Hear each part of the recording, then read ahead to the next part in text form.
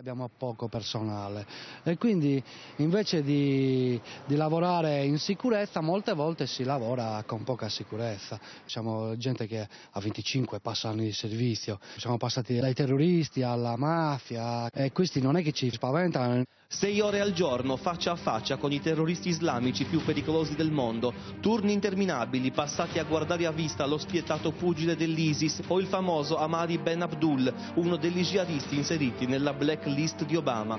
Questo poliziotto, del quale non possiamo mostrarvi il viso, lavora in uno dei penitenziari sardi in cui sono rinchiusi alcuni dei più agguerriti seguaci dello Stato islamico. Quelle di Sassari e Nuoro sono già state ribattezzate le carceri dell'ISIS. La gestione è diventata complessa e tra le proteste dei sindacati di polizia c'è anche l'allarme dell'intelligence. Dietro le sbarre si fa reclutamento. Loro sono detenuti che sono convinti di quello che fanno e poi ricordiamoci pure che loro sono anche convinti che se muoiono vanno in paradiso con 7 vergini. Il grande problema è che loro parlano arabo, nessuno di voi capisce quello che dicono. Non li capiamo, loro possono parlare tra di loro arabo e noi non sappiamo cosa dicono, naturalmente non possono essere registrati, non possiamo capire cosa vogliono.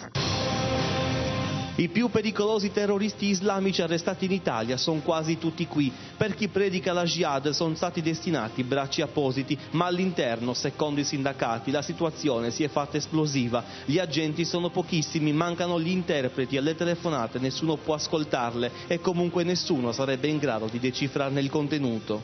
C'è bisogno di più agenti anche perché bisogna garantire i servizi connessi a questa tipologia di utenza, non solo il servizio all'interno delle sezioni, ma tutta una serie di servizi connessi. Onorevole, appena conclusa un'altra ispezione, le carceri sarde sono diventate le carceri dell'ISIS. Questi personaggi, questi soggetti parlano tra di loro, confabulano e soprattutto telefonano 2 volte al mese, ma non si sa dove telefonino e soprattutto cosa dicono perché non c'è un traduttore. La polizia penitenziaria è esclusa dal novero dei sistemi di polizia giudiziaria che può effettuare le intercettazioni preventive. Sarebbe utilissimo effettuare un tipo di prevenzione di questo tipo. Qualche suo collega ha detto sarebbero pronti a farsi esplodere anche in questo momento qui in carcere.